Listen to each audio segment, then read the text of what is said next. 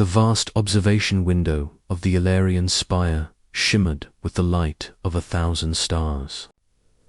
Alara Vey, a newlywed alien of the Nirathi race, stared out at the cosmos with a mix of fear and sorrow. The wedding, which had taken place only hours ago, was not by her choice. Her entire life had been dictated by tradition, a rigid structure that left little room for personal desire.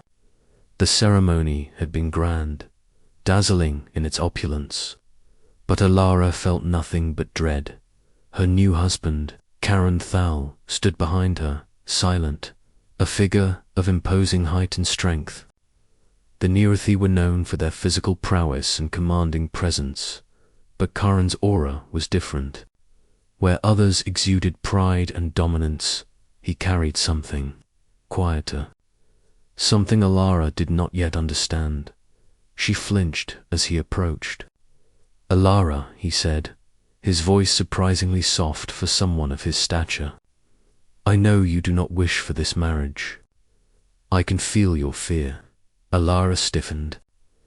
"You are supposed to be angry, triumphant, something," she whispered, her eyes still fixed on the distant stars. "Not considerate." Karen knelt, a gesture almost unheard of among the Nirathi. "I was told I would have a bride to command. I was told you would resent me. Perhaps, at first, I will always be a stranger to you. But I am not what the legends say. I will not hurt you." Alara's heart raced. She had never known a Nirathi to show such restraint. She had grown up with stories of their ferocity, of how male Nirathi could crush planets in battle without blinking. Fear was the only language she understood in their society. Hours passed, the stars spinning in silent testimony to her unease. Finally, Karen spoke again. "Tomorrow I will give you a gift." Alara turned, suspicion etched into her features. "A gift? Why would you?" "Because," he said, his voice steady, "it is time you see who I truly am. Not the warrior, not the husband dictated by tradition, but me." The next day, the Nirathi ceremony hall buzzed with curiosity. Nobles and dignitaries from across the galaxy had gathered for the wedding, expecting the usual spectacle: displays of power, gifts of unimaginable wealth, and political maneuvering. Alara had resigned herself to endure the empty formalities. But then Karen called for silence. He stepped forward, carrying a sleek, crystalline object. Alara's eyes narrowed. It looked like a shard of pure light, humming faintly as if it were alive. "This," Koron announced, his voice echoing across the hall, "is the memory prism of Vekara." A murmur rippled through the crowd. Memory prisms were rare artifacts capable of capturing experiences and emotions, storing them indefinitely, and sharing them with others. They were considered sacred, almost mythical.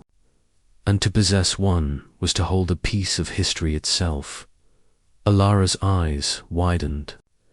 You brought a memory prism?" she asked, voice trembling.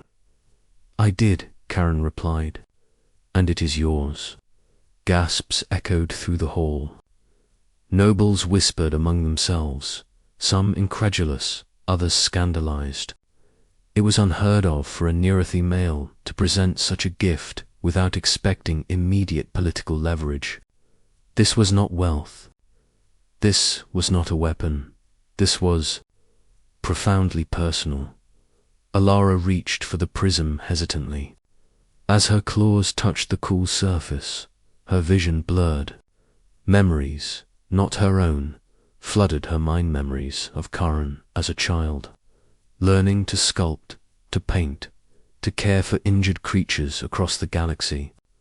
She saw his first attempt at diplomacy, when he had resolved a conflict between two warring planets without drawing a weapon. She saw him tending to his mother, gently adjusting her crystalline robes, whispering comforts when others would have shouted orders. Her fear wavered. She saw a side of Karen no one else in the galaxy had ever witnessed. He was not the monster she had been warned about.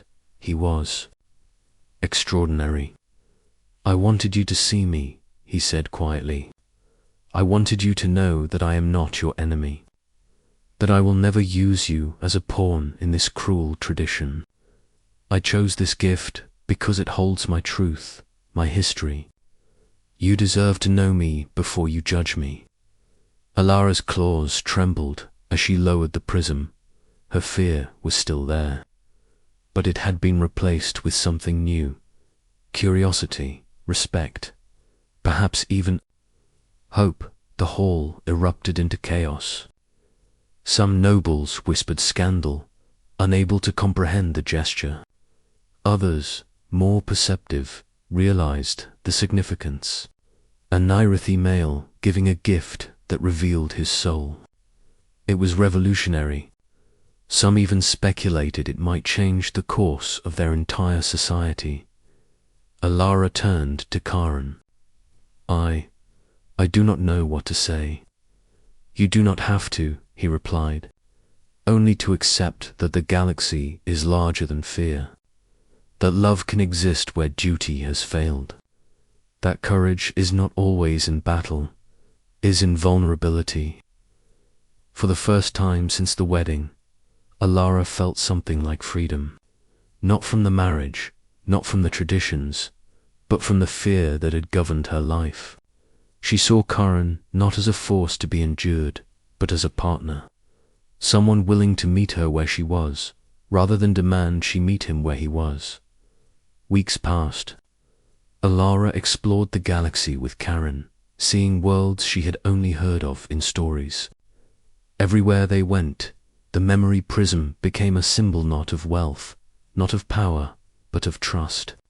Other species began to emulate the gesture, sharing their own experiences with their partners and allies, creating bonds stronger than diplomacy alone. Alara's fear gradually melted away. She learned to trust Karen, not blindly, but with understanding. They discovered shared passions: music, exploration, and a fascination with the small, overlooked beauties of the universe. And every evening, when the stars spilled across their private balcony on the Illyrian spire, she would hold the memory prism and see once again the kindness that had first shocked her. Then, one day, a crisis arrived. A rogue fleet of mercenaries attacked a neutral planet in the Valen sector. The Nirathi Council demanded immediate military retaliation. Karen, now a respected diplomat thanks to the ripples of his wedding gift, refused to send troops without attempting negotiation. Alara watched anxiously as he contacted the fleet's commander. Hours passed. The galaxy held its breath, and then, against all odds, the mercenary leader surrendered. Not to threat, not to force, but to understanding. Your gift, your willingness to show your truth. It changed him, Alara said, tears in her eyes. You didn't fight. You just showed him the better part of himself. Karen smiled, weary but triumphant. Sometimes, he said, the greatest victories are the ones won without bloodshed. Years later, Alara became a legend in her own right. She was the first Nirathi female to lead an interstellar delegation on her own terms, guided by her intellect and compassion. And beside her, Karen remained, not just her husband, but her equal, her partner, her friend. The memory prism that had once shocked the galaxy now rested in a museum of peace.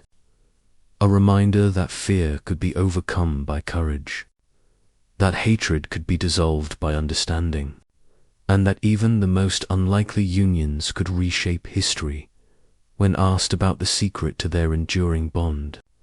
Alara would smile and say, "He gave me the galaxy, not through conquest or power, but through truth." And indeed, the galaxy remembered.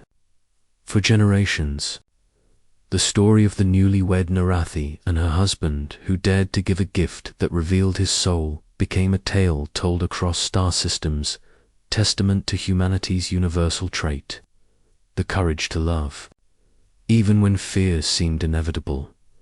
Asterisk.